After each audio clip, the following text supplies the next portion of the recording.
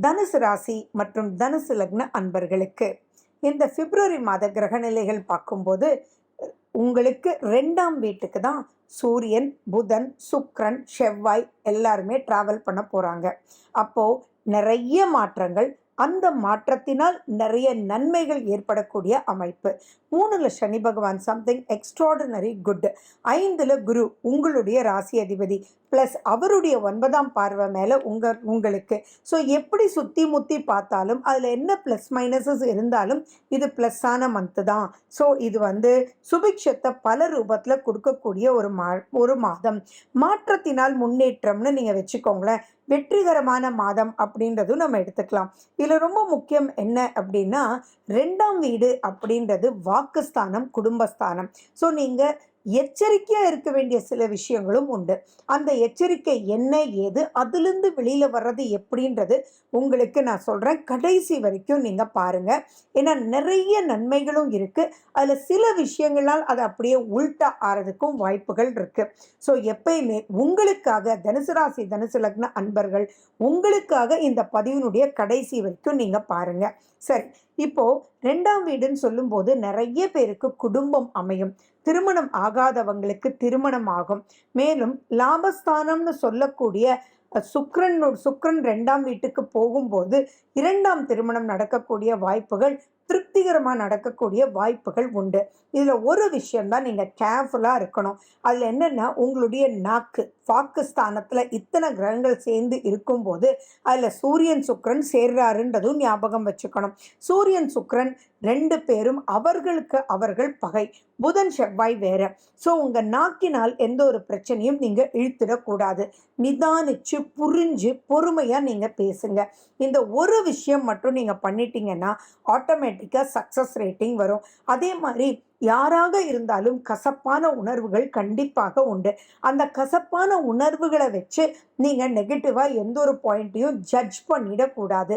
அந்த இடத்துல உங்களுக்கு பிரச்சனை ஆகிடும். ஏன்னா உங்களுடைய 4ஆம் வீட்டில் ராகு. அப்போ 4ஆம் வீடு அப்படின்போது அந்த ஏதோ ஒரு ரூபத்தில் உங்களுக்கு வேகத்தை கொண்டு வந்துடும். அந்த வேகம் விவேகம் இல்லாமல் ஆச்சு அப்படின்னா நீங்களே உங்களுடைய நாக்கினால் ஒரு மைனஸ் பண்ணிடுவீங்க. அதுவும் இப்போ திருமணம் போன்ற விஷயத்துலலாம் ரொம்ப சூப்பராக இருக்கிற காலகட்டத்தில் உங்களுடைய நாக்கினால் நீங்கள் அப்படிப்பட்டவங்களாவே இருக்க மாட்டீங்க.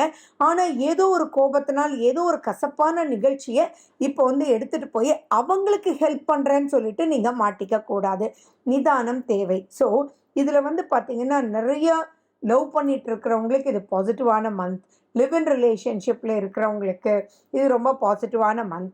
ஸோ உங்கள் ஃபேமிலி 2ஆம் வீடுன்றது குடும்பம் இல்லையா?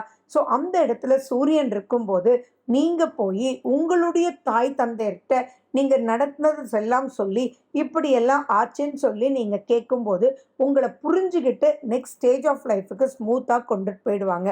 ஸோ இந்த மந்த்தை யூஸ் பண்ணிக்கோங்க தனுசு ராசி, தனுசு லக்ன அன்பர்கள். ஃபினான்ஷியல் அப்லிஃப்ட்மெண்ட் ரொம்ப நல்லாவே இருக்குது. அதே மாதிரி யாருக்கெல்லாம் குழந்தை இல்லையோ, 5ஆம் வீடு குழந்தை, அங்கே குரு இருக்கார்.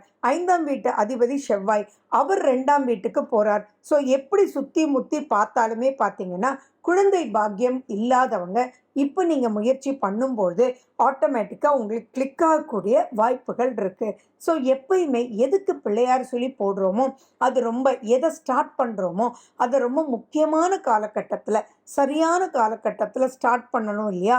அப்படிப்பட்ட அனைத்து விஷயத்தையும் ஸ்டார்ட் பண்ணுறதுக்கு தனுசு ராசி, தனுசு லக்ன அன்பர்களுக்கு இது மிக மிக மிக பெரிய ஒரு அற்புதமான மாதம். இதில் காஷன் அப்படின்னா உங்களால் விரயமாறதுக்கு வாய்ப்பு இருக்கு. உங்களால்னா உங்க நாக்கினால், உங்க வாக்கினால். தேவையில்லாம மற்றவங்களுக்காக நீங்க நெகட்டிவான விஷயத்த எதுவுமே ப்ரமோட் பண்ணிடாதீங்க. அந்த இடத்துல தான் நீங்க எச்சரிக்கையா இருக்கணும். நான் மறுபடியும் இந்த வார்த்தையை நான் சொல்லிட்டு வந்துட்டு இருக்கேன். அதே மாதிரி குடும்ப ஒற்றுமை உங்களாலேயே ப்ளஸ்ஸும் ஆகும். அந்த இடத்துல இதை போய் இப்படி பேசுவியா, இல்லை டக்குன்னு அவங்க கேட்கும்போது இப்படியா வெடுக்குன்னு பதில் சொல்லுவேன் அப்படின்னு அதனால பிரச்சனை வரும். எல்லாமே நாக்கினால், எல்லாமே வாக்கினால். ஸோ அந்த வாக்கு நாக்குன்ற விஷயத்துல மட்டும் கொஞ்சம் எச்சரிக்கையா இருங்க. இல்லாட்டி அதுவே குடும்ப ஒற்றுமையை ரொம்பவே பிரச்சனை பண்ணிடும். அதே மாதிரி ஃபர்ஸ்ட் ஹாஃப்ல கொஞ்சம் கோபம் வர்றதுக்கு உண்டான வாய்ப்புகள் இருக்கு. தனுசு ராசி குருனுடைய அமைப்பு. ஸோ இப்போ வந்து சகிப்புத்தன்மை ரொம்பவே வேணும்.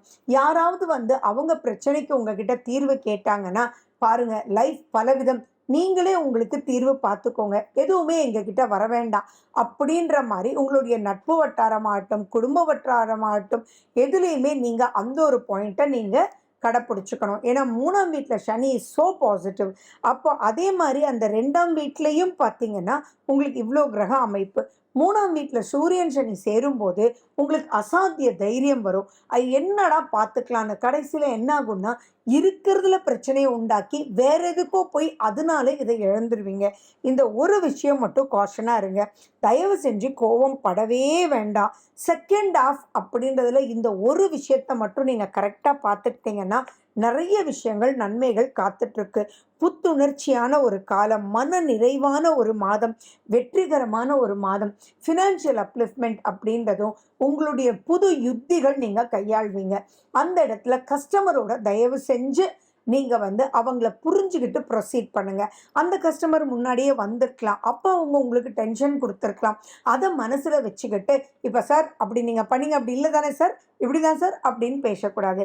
சார் இப்போ இப்படி ஓகே தானே சார்னு எல்லாமே பாசிட்டிவாக உங்கள் நாக்கினால் நாக்குன்றது நரம்பு அப்படின்றதெல்லாம் உங்களுக்கு நிறைய விஷயங்கள் நம்ம சொல்லி கேள்விப்பட்டிருப்பீங்க. ஸோ உங்கள் நாக்கு நீங்கள் பேசும்போது மட்டும் கொஞ்சம் எச்சரிக்கையாக இருந்து பாசிட்டிவான ஆட்டிடியூட்டோடு நீங்கள் பேசுனீங்க அப்படின்னா அந்த பாசிட்டிவ்னஸ் பன்மடங்கு உயர்த்தும். அதே எக்ஸாம்பிள் உங்களுக்கு எப்படி அப்படின்னா, போன தடவை வரும்போது அந்த கஸ்டமர் அவ்வளவு டென்ஷன் படுத்தியிருப்பாங்க. அந்த டென்ஷனையும் மீறி அவங்களுக்கு மோர் இம்பார்ட்டன்ஸ் கொடுத்து அவங்களோடையே நீங்கள் ட்ராவல் பண்ணி அவங்களோட ஸ்மூத்தாக போகும்போது அவங்க வந்து உங்களுக்கு டபுள் மடங்கு ஆர்டர் கொடுத்து அதன் மூலியமாக ஆல்வேஸ் அவங்க கஸ்டமர் ஆகக்கூடிய ஒரு காலகட்டம். ஸோ இப்போ ரிவெஞ்சுன்ற ஒரு பாயிண்ட்டை மட்டும் தூண்டிடாதீங்க. இந்த ஒரு பாயிண்ட் மட்டும் பண்ணிங்கன்னாலே சூப்பராக இருக்கும். ஸோ உங்களுக்கு வேண்டியது அப்படின்றது நீங்கள் விநாயகரனுடைய துதிகள் நீங்கள் கேளுங்க. ராகு கேதுக்கு கொஞ்சம் இம்பார்ட்டன்ஸ் கொடுங்க. துர்க்கை அம்மனுடைய ஸ்லோகங்கள் சொல்லுங்க.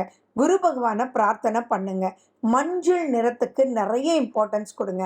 ஆன்டிபயோட்டிக் ஃபுட்டு வந்து நிறைய சாப்பிடுங்க. தியானம் பண்ணுங்க.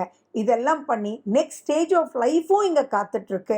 அது ஸ்மூத்தாக எடுத்துகிட்டு போகிறது மட்டும்தான் உங்களுடைய குறிக்கோளாக வச்சு நீங்கள் ப்ரொசீட் பண்ணும்போது தனுசு ராசி மற்றும் தனுசு லக்ன அன்பர்கள் இந்த மாதத்தில் மறக்க முடியாத நல்ல நிகழ்ச்சிகள் நடந்து சூப்பரான நெக்ஸ்ட் ஸ்டேஜுக்கு போவீங்க.